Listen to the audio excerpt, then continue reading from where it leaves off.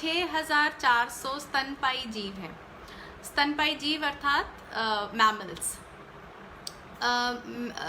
Mammals कौन होते हैं? जो अपने बच्चों को दूध पिलाते हैं। प्रकृति ने बनाया है, तो प्रकृति, देखिए हम सब की जननी प्रकृति है, तो हम थोड़ा भरोसा विश्वास तो कर ही सकते हैं प्रकृति पे। कुछ सोच के ही प्रकृति ने मनुष्य को भी स्तनपायी जीव बनाया है।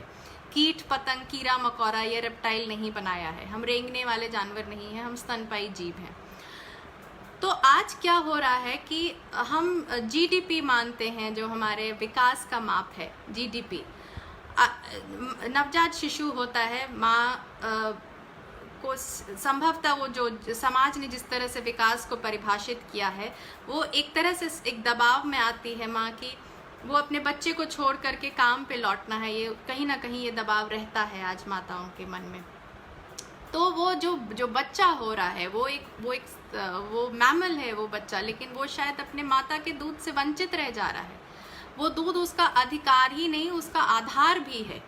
हम उसके आधार को ही खत्म कर दे रहे हैं, क्योंकि हमने विकास को ऐसे परिभाषित किया है। क्योंकि अगर माता बच्चे को दूध पिलाती है, काम छोड़ती है, तो जीडीपी हमारा नहीं बढ़ता है, हम विकास नहीं करते हैं।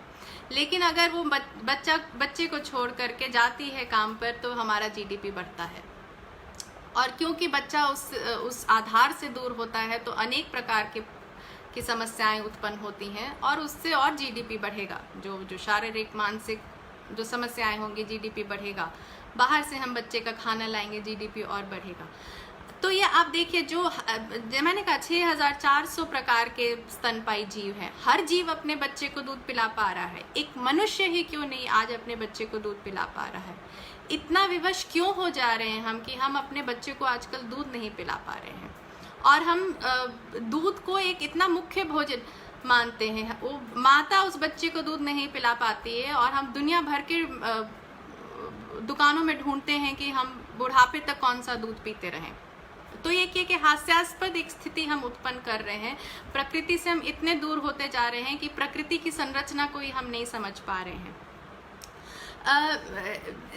प्रकृति ने दूध बनाया है, हर जीव का दूध अलग बनाया है। कोई जीव दूसरे जीव का दूध जाके नहीं पीता है, क्योंकि हम समझ सकते हैं कि हर जीव के दूध में उस जीव के ही गुण होते होंगे। जैसे कि बिल्ली के दूध में बिल्ली के गुण होंगे, मनुष्य के दूध में मनुष्य के गुण होंगे, गधे के दूध में गधे के गुण होंगे। गधे के दूध में अगर हम देखें तो कैल्शियम मनुष्य के दूध से अधिक होता है।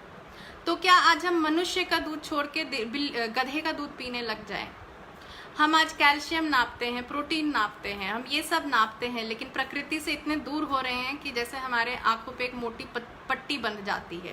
कैल्शियम अगर नापे तो संभवतः हमें गधे का दूध पीना चाहिए, क्योंकि उसमें कैल्शियम अधिक होता है। तो यहाँ ये प्रश्न अवश्य उठता है कि फिर हमारे पूर्वज देसी गाय का दूध क्यों पीते थे? क्योंकि जैसा मैंने कहा, हर जीव में उसी जीव के गुण होते हैं उसके दूध में। तो वो दूध बिल्कुल नहीं पीते थे। हमें समझना होगा वो क्या था देसी गाय, और उसका दूध को वो क्या मानते थे। देखिए, देसी गाय जो होती है, वो यहाँ स्कंद पे एक हम्प होता है, उसे आम भाषा में पुट्ठा कहते हैं। वहाँ जो एक सूर्य केतु नारी होती है, जिसको बताया जाता है कि पूरे ब्रह्मांड से शक्ति लेकर के वो उस दूध में डालती है। और भी अनेक ग्लैंड्स होते हैं देसी गाय में, जिसमें कहा जाता है कि दूध को वो अमृत बनाते हैं। तो वो कभी भी उस दूध का चाय, कॉफ़ी, पनीर ये सब नहीं बनाते थे। वो देखिए, देसी गाय को रखते भी उसी तरह थे। वो जानते थे कि ये अमृत है, उस दूध का सेवन भी वैसे ही करते थे, अमृत की तरह ही। पंचामृत बनाते थे, 1-2 चम्मच पंचामृत पीते थे, उससे उनको स्वास्थ्य भी मिलता था, प्रसन्नता भी, इम्यूनिटी भी। हर जगह की अपनी देसी गाय होती थी। कहीं कहीं की देसी गाय बहुत कम दूध देती है, कहीं की थोड़ा अधिक दूध देती है। लेकिन जो अगर मान लीजिए आपके जगह की वो देसी गाय कम दूध दे रही है, तो वो आप ही के लिए अनुकूल है, क्योंकि प्रकृति ने उसकी संरचना आप ही के लिए की है। उस प्रकृति ऐसा नहीं कि अगर वो देसी गाय का दूध कम है तो वो आपके लिए वो ठीक नहीं है, वो आपके लिए ठीक है। हो सकता है आपके जो वहाँ का वातावरण है उसमें वो अधिक दूध नहीं पीना चाहिए, तो आज हम उस सोच से भी दूर आ रहे हैं और हम क्या कह रहे हैं, गीर है, साहिवाल है, वो गीर की गाय है, वो बड़ी होती है, वो गीर गर्म जगह के लिए होती है, उसको हम पहाड़ों पे ले जा रहे हैं, मैदानों में ले जा रहे हैं। वो गाय का भी हम शोषण करने लग गए हैं। क्यों? क्योंकि उसका दूध थोड़ा अधिक होता है। पर इन जगहों में जहाँ जो गाय जो कम दूध दे रही है, हम नहीं समझ रहे हैं कि वो हमें उसका सेवन ही कम करना है। तो हम खैर मनुष्य आज माताएं अपने बच्चों को दूध नहीं पिला पा रही हैं, पर हम ढूंढते रहते हैं कि कौन सा दूध बच्चों को देते रहें और बुढ़ापे तक कौन सा पीते रहें। पुनः देसी दूध को समझना होगा। दूध कभी भोजन नहीं था, वो अमृत था। अगर उसका घी भी जब निकाला जाता था तो आयुर्वेदिक पद्धति होती है बाइलोना, जिसमें मंत्रोच्चारण होता है। उसको मथने का, दही को मथने का समय भी सुबह कहा जाता है, 4 से 6 के बीच में उसको मथा जाता था। तो एक पूरा उसको अमृत तुल्य उसका सेवन भी किया जाता था। आज हम उस सोच से दूर आ गए। आज हमें क्या लगता है, इतना कैल्शियम होना चाहिए, इतना प्रोटीन होना चाहिए, तो फिर कोई भी दूध हो, कोई भी जानवर हो। अभी जो जर्सी है, ये जो बाकी जो हमारी गायें हैं, वो आहार कितना है उनका, इतना अधिक आहार है। उनमें वो ग्लैंड्स, उनमें वो सूर्य केतु नाड़ी नहीं है।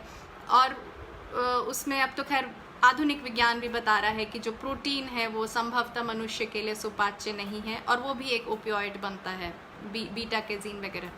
मनुष्य ही मनुष्य का दूध पीता है। देसी गाय तो अमृत देती है, दूध नहीं देती है।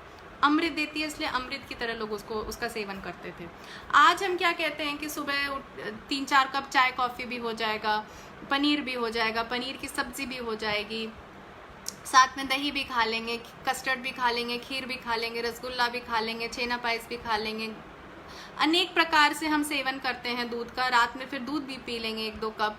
तो करते करते आधा लीटर तो हम पी ही लेते होंगे दूध, या उससे अधिक भी। और तभी भी हमें बार बार सर्दी हो रही है, सर दर्द हो रहा है, जोड़ों में दर्द हो रहा है। तो हम समझ नहीं पा रहे हैं कि त्रुटि कहाँ हो रही है। इम्यूनिटी हमारी ख़त्म है। तो अगर हम प्रतिकूल भोजन करेंगे तो उसका प्रभाव भी प्रतिकूल ही होगा।